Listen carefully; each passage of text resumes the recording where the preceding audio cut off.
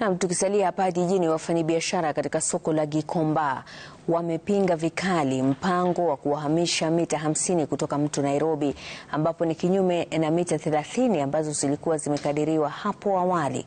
Wanaonya kuwa hatua hiyo itawaathiri wafanyabiashara wengi kimapato na kumrai Rais William Ruto kuzingatia pendekezo la awali la kuhamisha mita 30 kutoka kwenye mto huu. Shida inaingia hapa wakati wanasema watachukua mita 50. Hiyo kusema watachukua mita 50 ni kama kumaanisha wanachukua Gikomba yote.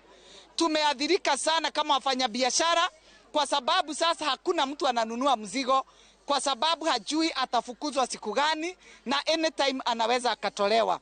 Kwa hivyo sisi kama wafanyabiashara tunataka kusema tunapinga vikali kauli ya kusema wanachukua 50 mita. Ikiwa kuna jambo inatoka kwa serikali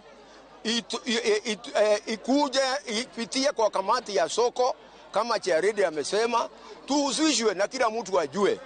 Huko hatupingi serikali kudevelop